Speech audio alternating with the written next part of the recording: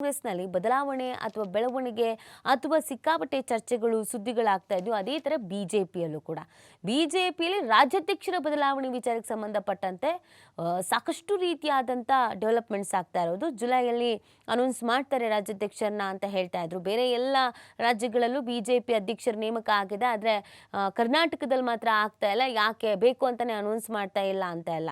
So ಅದಕ್ಕೆ ವಿಜಯೇಂದ್ರ ಅವ್ರಿಗೆ ಪ್ರಶ್ನೆ ಮಾಡಿದ್ದಾರೆ, ಸರ್ ನೀವೇ ಅಧ್ಯಕ್ಷರಾಗಿರ್ತೀರಾ ಅಥವಾ ಬೇರೆ ಯಾರಿಗಾರು ಕೊಡ್ತಾರಾ ಅಂತ.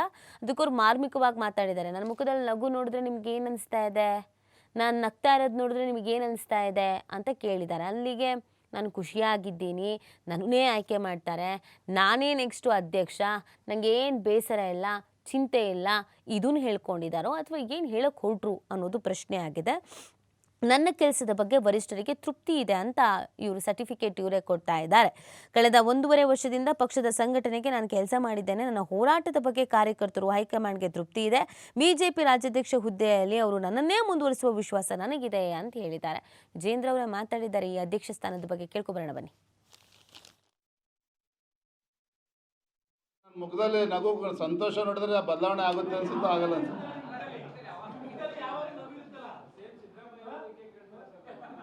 ನಮ್ಮದೊಂದು ರಾಷ್ಟ್ರೀಯ ಪಕ್ಷ, ರಾಷ್ಟ್ರೀಯ ನಾಯಕರು ಏನೇ ನಿರ್ಧಾರ ತೆಗೆದುಕೊಂಡ್ರು ಕೂಡ ಅದನ್ನು ನಾವು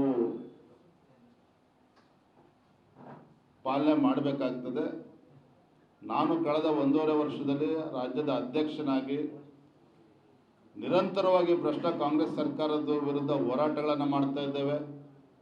ನಮ್ಮ ಕಾರ್ಯಕರ್ತರು ಬೀದಿಗಿಳಿದು ಈ ಸರ್ಕಾರವನ್ನು ಒಂಟಿಗಾಲು ನಿಲ್ಲಿಸ್ತಕ್ಕಂಥ ಕೆಲಸದಲ್ಲಿ ಯಶಸ್ವಿ ಹೋರಾಟಗಳನ್ನು ಮಾಡಿದ್ದಾರೆ.